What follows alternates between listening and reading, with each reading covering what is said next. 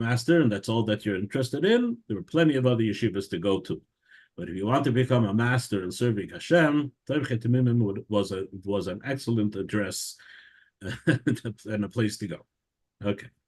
Excuse me, I'm going to drink a little bit. My throat's a little dry. Okay. It's good it's not Erev Yom Kippur, Erev Rosh Hashanah. Yeah. That's what happens when I travel. It's I came home yesterday from overseas, and this is one of the consequences of being a frequent flyer. So,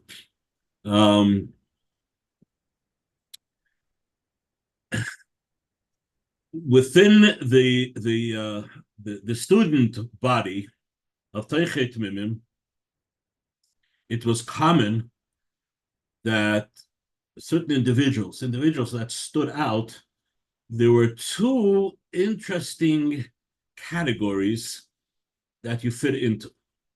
Okay? What would those two categories be?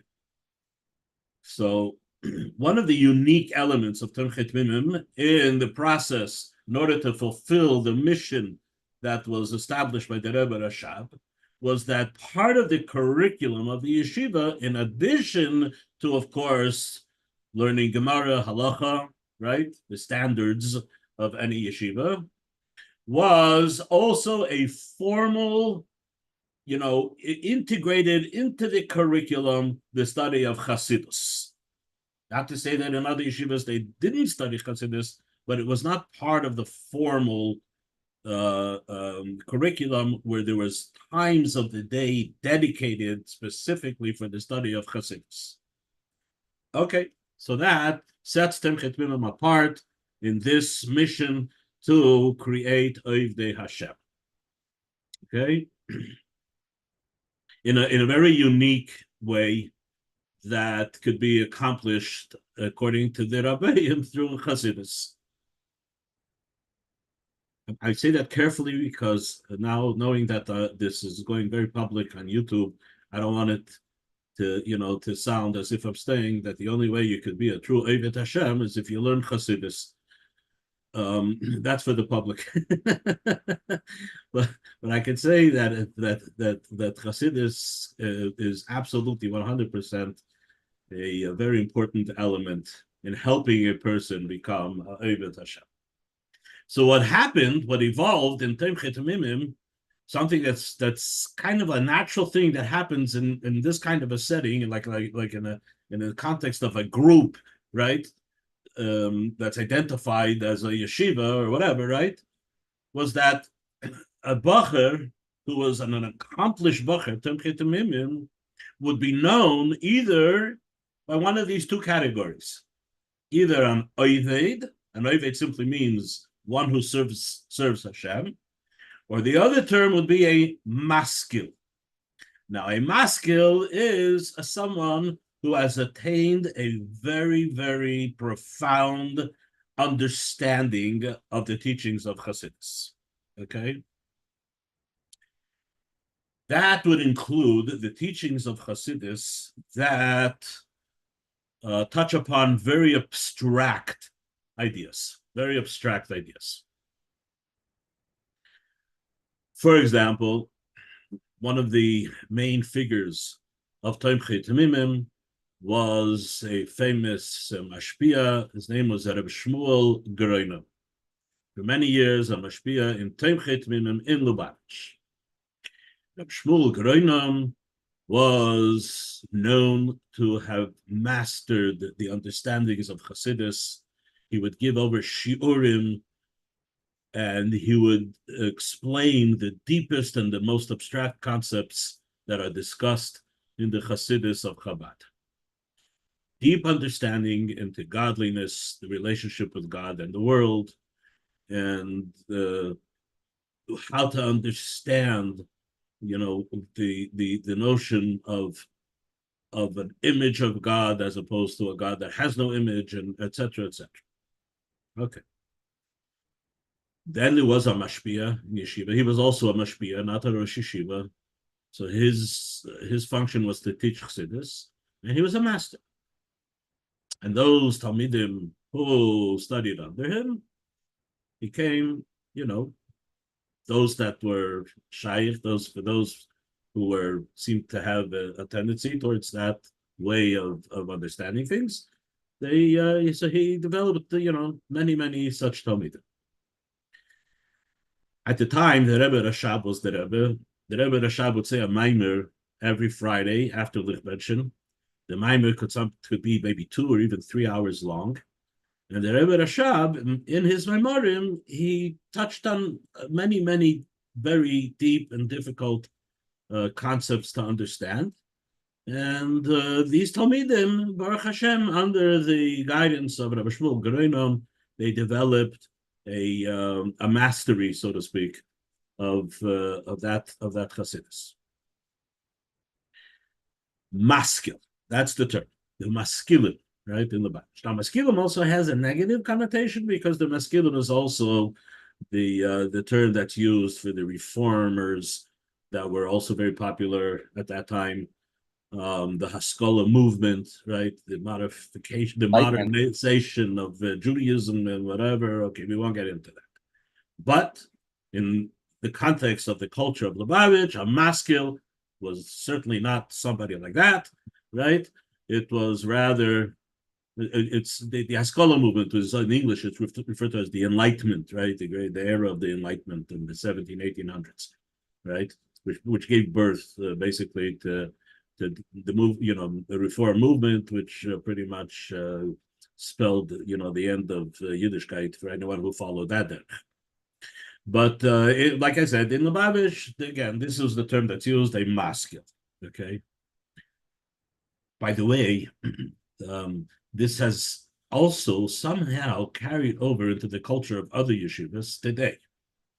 So I was speaking to a young fellow that went through the non-Lubavitch system, and he was speaking about a certain individual, and he was saying how that individual was a Baal Machshava.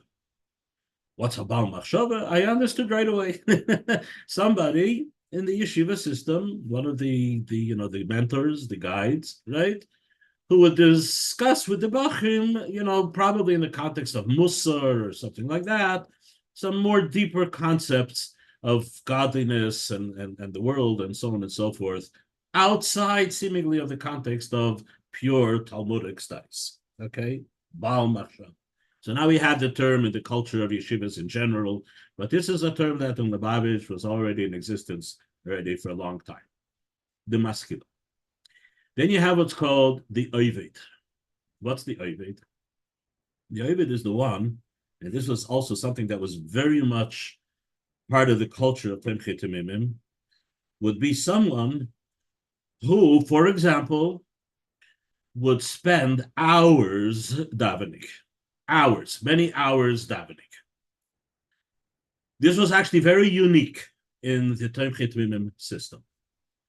Now, it was a yeshiva, and it had a schedule, and like I mentioned, learning of Chassidus was part of that schedule. So before davening in the morning, there would be an hour and a half, maybe 2 hours of the study of Chassidus, and only afterwards there would be davening.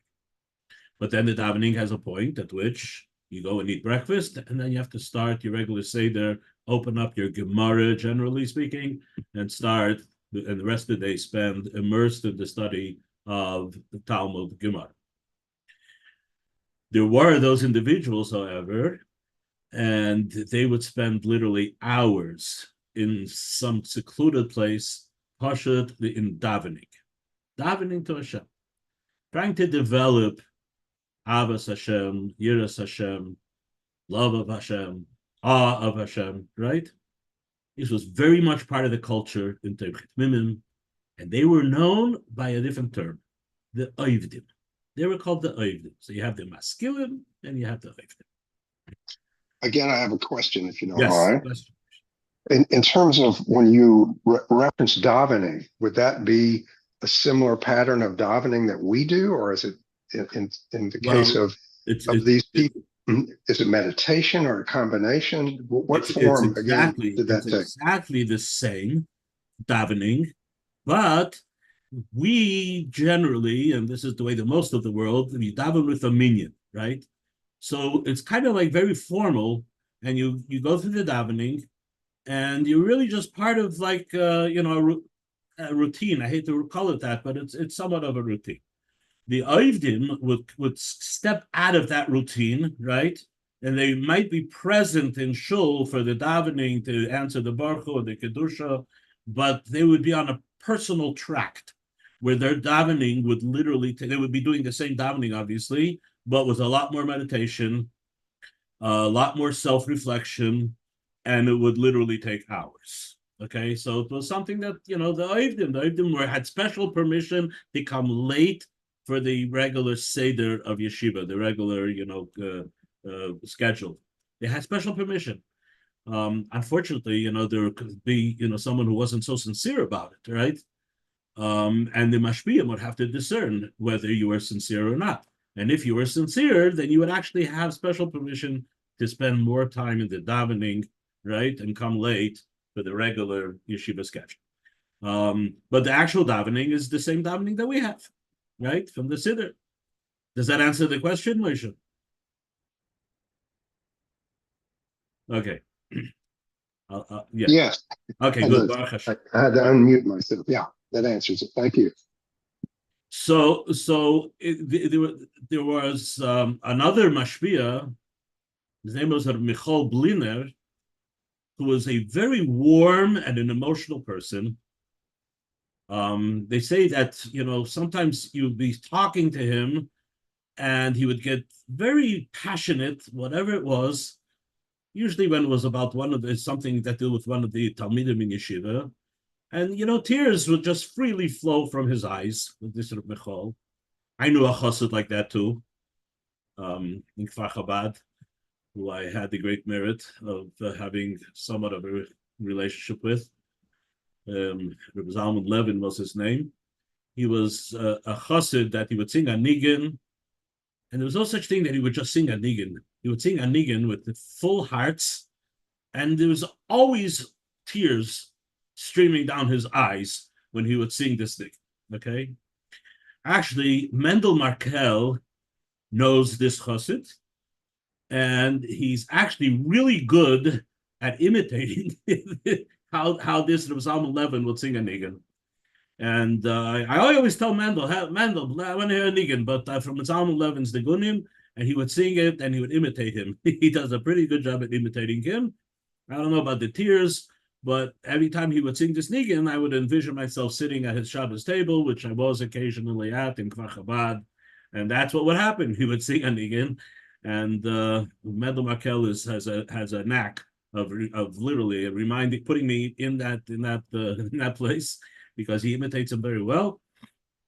And this is a person who, if you had a question in Tanya or in a minor of the Alter Rebbe, I'm not so sure that he would be the person that you would go to ask, right? I'm sure he learned the Likkutei Torah, but I don't know that that's what he was known for, being able to explain, some difficult topic in the minor of Chassidus.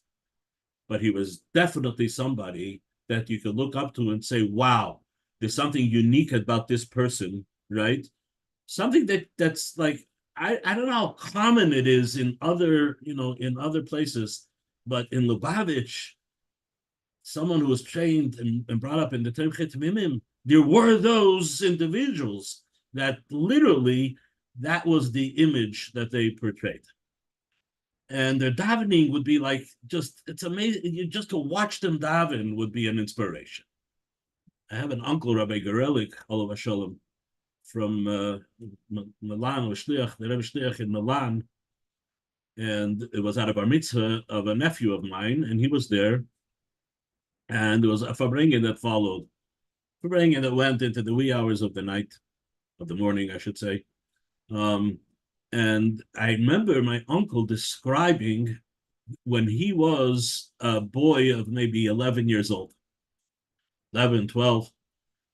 This was it was during World War II, and many Lubavitcher Hasidim, many families found refuge in the southern part of Russia, in a city called, there's a book that just, oh my gosh, it just flew out of my head. but in Russia, Samarkand? in Samarkand, right? Samarkand. So he was a young boy in Samarkand. His family, somehow they found, their way to Samarkand together with hundreds of other Lubavitch families.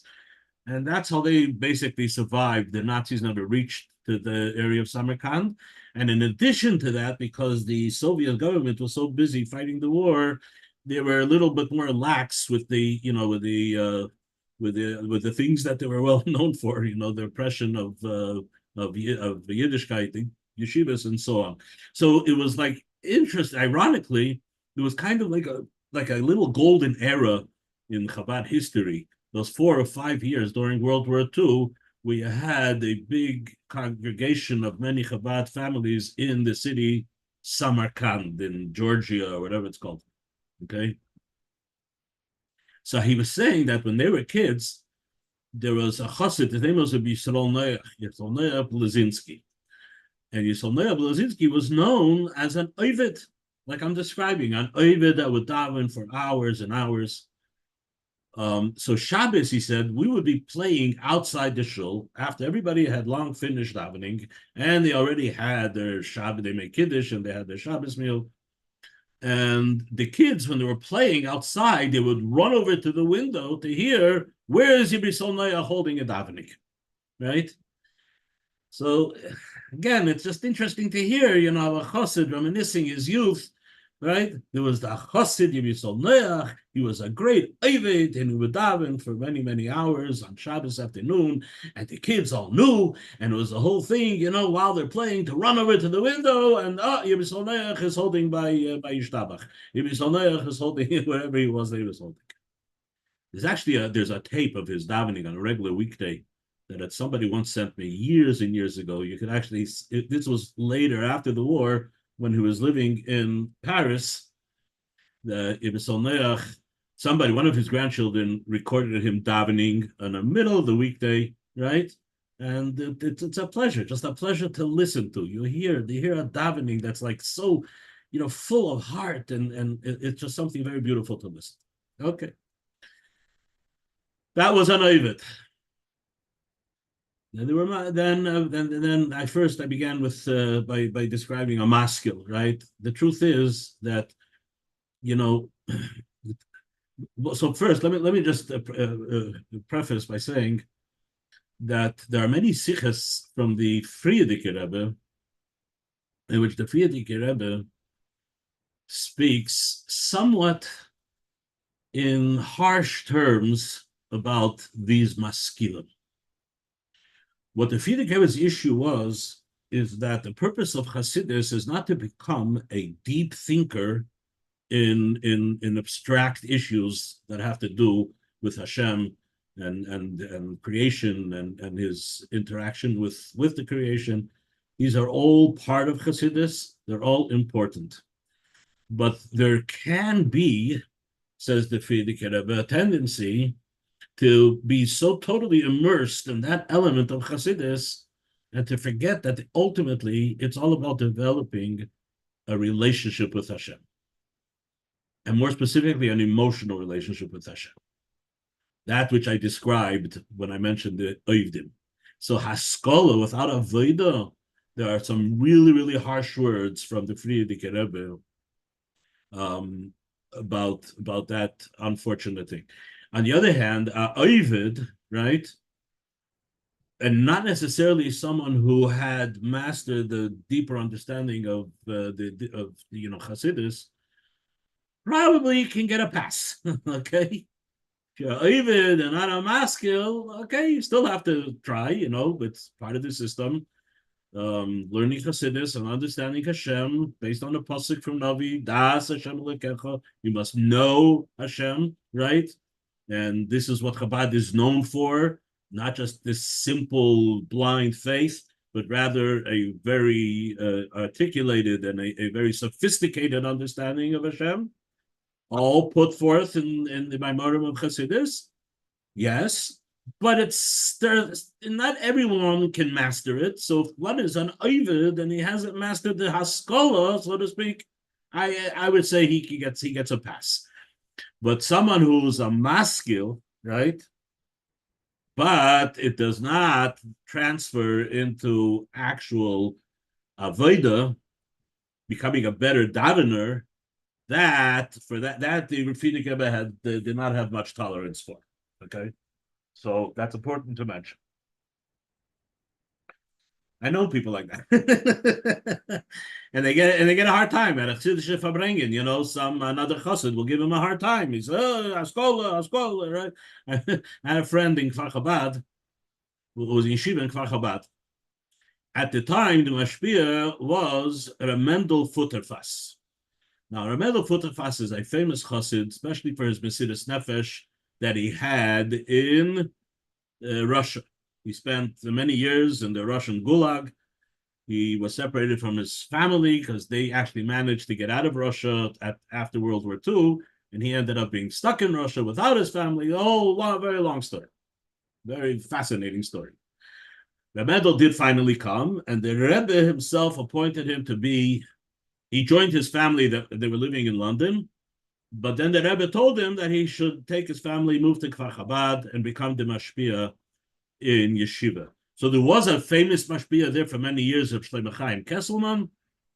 Shlomo Chaim Kesselman was there pretty much from the beginning, the establishment of Kfar Chabad, until like 1970 when he passed away, Toshanamid, I believe. And it was shortly after that, Mendel Futterfass, who just a couple of years before that had come out of Russia, the Rebbe asked Mendel to become the mashpia in yeshiva in Kfar Chabad. Now, Mendel was certainly known more as the Ovid type of a chassid, okay? And he was someone that when he would farbring, that's what would come. It would come across. Your uncle Zalman of blessed, yes, your uncle Zalman of blessed memory used to mention Futterfass quite frequently. You would mention this Mendel Futterfass? Yes. Okay. Yes. Okay. Yes. Uncle Zalman, he was known to be more of a maskil than an Ovid, by the way. I was just thinking that. He was also he you know, my grandmother once, when I was a kid, well, an early young teenager, so a cousin of mine, also a Posner, so a cousin of mine, his older sister became a Kala. And I didn't even remember where this was, but we were in the car, myself and my cousin, whose sister had become a Kala to a Bacher. They were the Shimon Zonnefeld, lives in Eretz Yisrael. And my cousin and I were arguing whether the Chosin was a maskil or a Ovid. Okay? My grandmother happened to be in the car. And she turns around and she says, if he's truly a good Bacher and a Chassidish Bacher, then he's both a maskil and a Ovid. That's what Mrs. Posner commented when she interjected into this argument.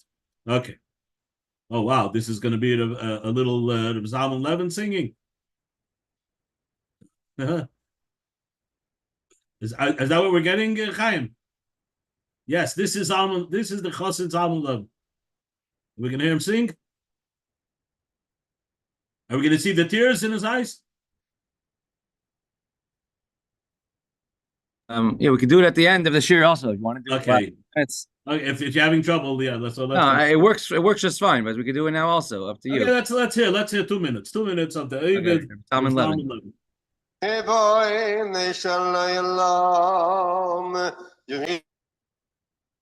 Oh, this is when he was young.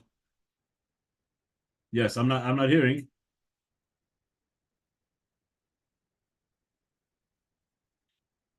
Okay, in any case, yeah, I'm not hearing. Are you here?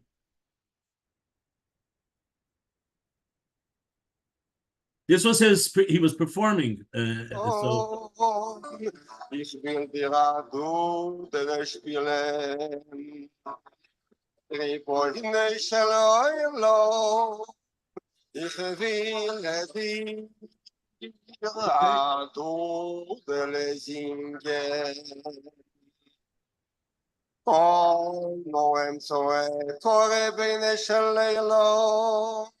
Okay. Yeah, it's not coming across very clear. What? It's not coming across very clear, so. Okay, I'll have to play with settings one day, figure it out. Okay.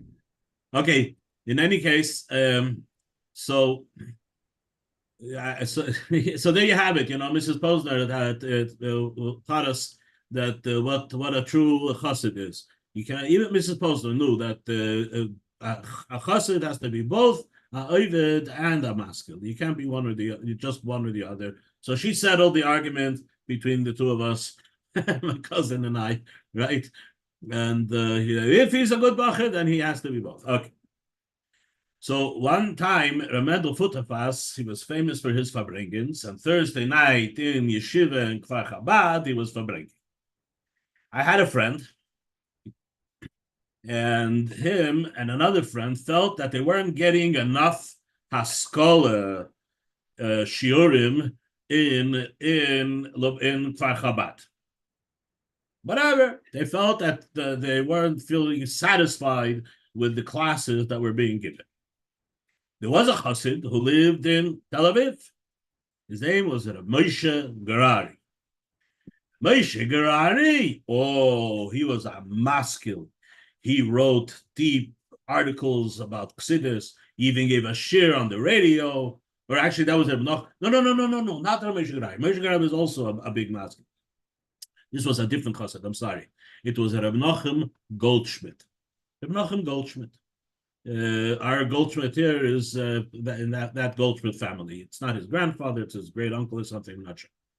But in any case, Rebbe Nochem Goldschmidt, he used to give shiurim on the radio in Israel, and he was known to be a master of explaining deep thought, deep ideas in Chassidus. So they went to his house Thursday night. Right, they got out of Kfar Chabad somehow. They probably hitchhiked their way to Tel Aviv, and they had a special shir Thursday night with Rebbe Nochem Goldschmidt in order to fulfill their need for some more haskola of Chassidus. Okay. They come back to yeshiva. It's late at night, Thursday night, and Mendel is still farbrengen. They walk into the farbrengen. And the Mendel sees them come in. Wo bist du gewesen? Where were you? So they told the Mendel, we went to hear to Reb Nochem Goldschmidt to hear Ashir Chassidus. So the Mendel, it rings in my ear. My friend was telling me, Haskole, we get lernen Haskole. You're going for Haskole, right?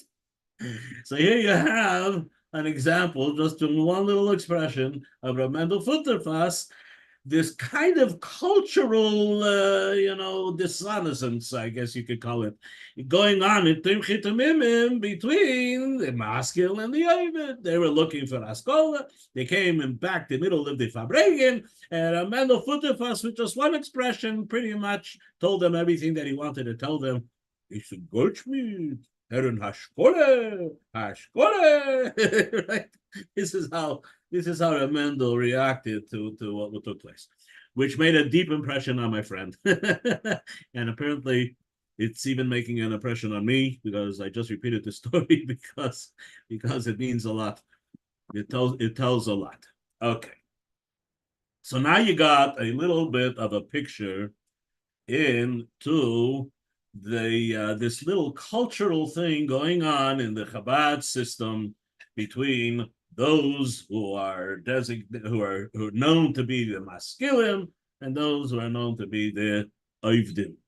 Okay, and ultimately, if you really want to have the proper image, you want to be both. You don't want to be one or the other. Okay, but if you have to choose, and you can only be one, choose the oived rather than the mask. So that's my own personal advice. Okay. Why do I mention all this? Because we just started learning Shar HaYichud V'Ho Emunah in Tanya. What does the Alter Rebbe discuss? The Alter Rebbe discusses the Echad. We say every day, Shema Yisrael, Hashem Elokeinu, Hashem Echad. It's a mitzvah d'oraisa to read that portion of the Torah twice a day, in the morning and in the night. And basically, it starts with a declaration of the oneness of Hashem. In Shar HaYichud Ve'Amunah, the Alter Rebbe goes into a very deep and abstract discussion of what that means. Included in that abstract discussion is to understand somewhat better what The Zohar means when it speaks about the higher Yehuda and the lower Yehuda. Yehuda Elah, Yehuda Tata. This is in contrast with the first book of Tanya, because it can be said that the first book of Tanya focuses more on Avodah, developing a relationship with Hashem, and primarily not so much of an intellectual connection, but rather an emotional connection. What are the topics that come up in the first book of Tanya? Is the Beinoni. It's all about the Beinoni. What is the Beinoni struggling with? He's struggling with a Nefesh Habahamis. The Nefesh Habahamis is primarily an emotional animal, okay?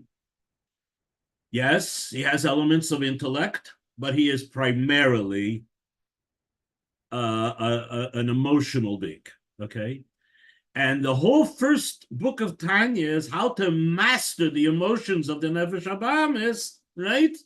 And to develop a more pure and holy emotional state, right?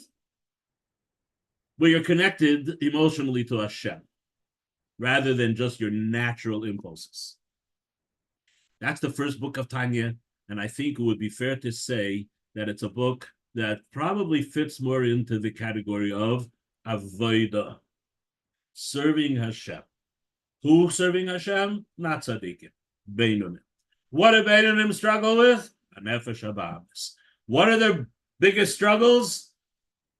Not some intellectual queries into the deeper understandings of God. No, it's plain and simple. My Nefesh Habahamis. You want to know what a Nefesh Habahamis is? It's all about passions and so on and so forth that are part of the chagas. They're part of our emotional system rather than our intellectual system.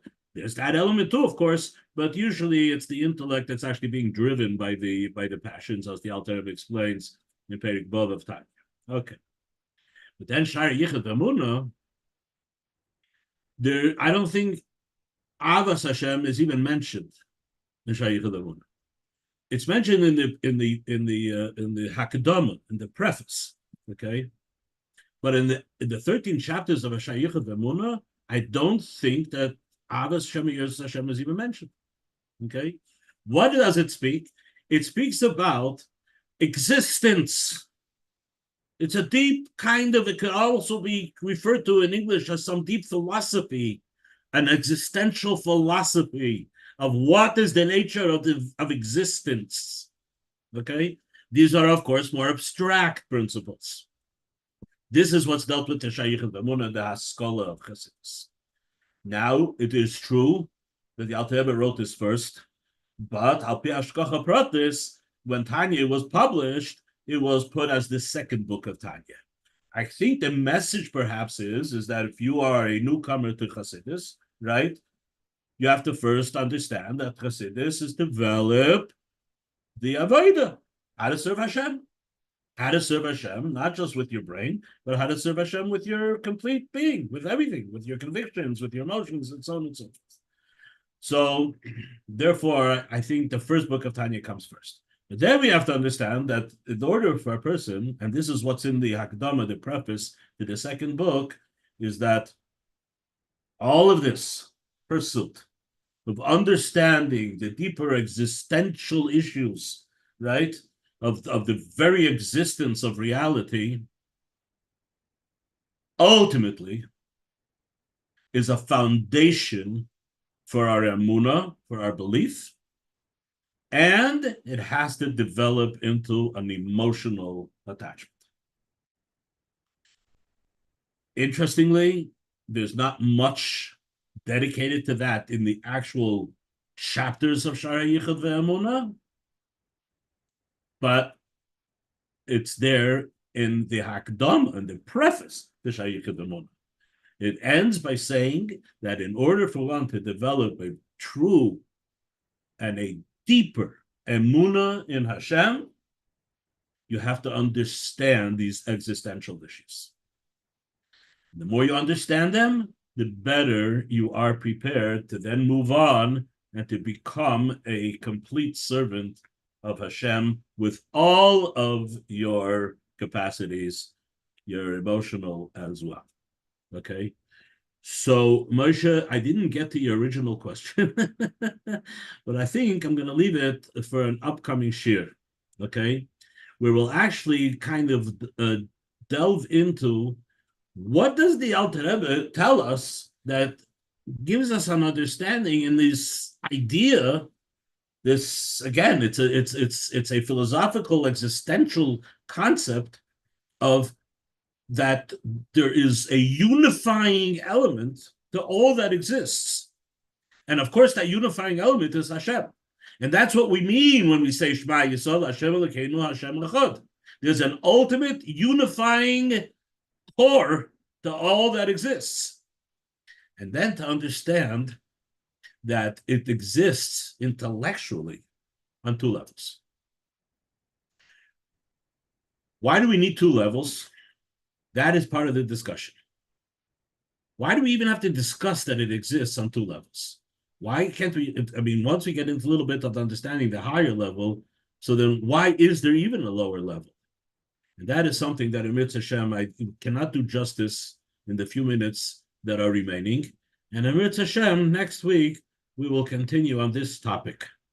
We will still be in Chitas in the second book of Tanya, so it will be appropriate. I actually decided to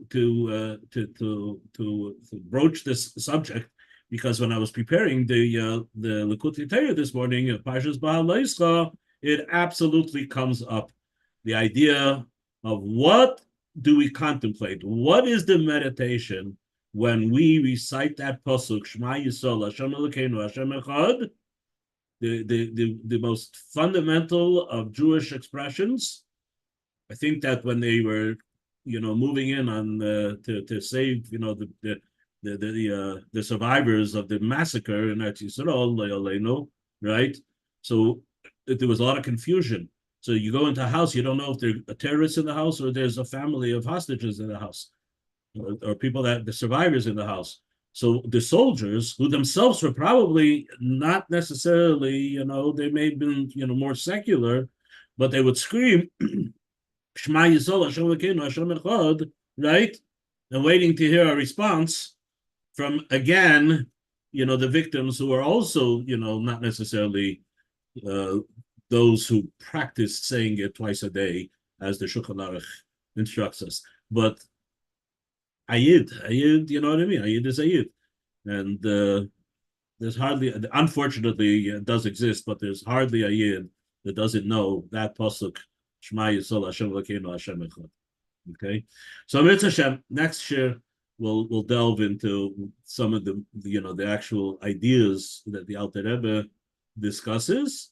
And even more importantly, why is it even important for us to delve into this, these ideas, and what does it contribute to our being a better oved, a better servant of Hashem? Okay, so Chaim, so I'm going to leave it there. So Moshe, I guess I promised that we'll get to it. We will, if it's Hashem. I'll look forward to that. I'm going back to your brief discussion about Samarkand. I'm looking at a book that we have. It's by Rabbi Hillel Zaltzman. Right, Samarkand. That is the Samarkand. Yes. That's it. Yeah, I'm looking right at this book. That is the Samarkand. So like I say, my uncle at the time, he became bar mitzvah when in Samarkand during those years. Like I said, it was like what was ironic is that this was like in the history, this was probably the most devastating period in Jewish history. But for that small, group of Chabad Hasidim, it was actually kind of like a golden era, so to speak, because they came together. And they were together with great mashpiyim, Rabbi Nemelech was there, and they actually established, it was an underground yeshiva, but they were pretty much free to function, without any interruption from the Soviet authorities. And when you talk to the people who grew up in that era, during that time, they have such fond memories of it. Like I say, this was at Fabrengen with my uncle, Rabbi Garelic, and he spoke about how Yisrael Noach, the famous chassid Rabbi Yisrael Noach, right, who used to daven, with great fervor and passion, known as one of the exemplary oivdim, an oivd in Lubavitch. Yeah, so I think Rabbi Yitkin, I think this would be your aunt, I think, or maybe two of your aunts were actually born there, right? Your father, Olav Shalom, is two of his older sisters, I think, were born in Samarkand. One passed away there. One of them for sure. Maybe the other one was in Poking, maybe when they actually made it out of Russia. Lived in Austria, DP camp. But yeah, two children in Samarkand, but because of the war, one of them passed away. Mm-hmm. I'm looking at a photograph in this book. It's a photograph of our Rebbe, the Rebbe of our time, who arrived in Samarkand in the 1950s. No, the Rebbe was not in Samarkand. No. Then the caption of this picture is incorrect then. It says, that caption. What does it say? It says the first picture of the Rebbe to arrive in Samarkand in the 1950s. Here, I'll take a picture of it and send it. It could be the Rebbe met those families in Paris in 1947. In 1947, many of these families managed to escape from Russia, which is a whole story in itself. And the Rebbe, and amongst them was the Rebbe's mother, Rebbe Tzimchana, and the Rebbe traveled. He was already living in the United States from 1941. The Rebbe traveled to Paris, where many of them had settled, including his mother. And the basic, the reason the Rebbe went was to arrange to bring his mother to America. But at the time, the Rebbe spent a few months there, and he met with many of these families that were previously together in Samarkand. But I'm not sure what that caption is. Something doesn't.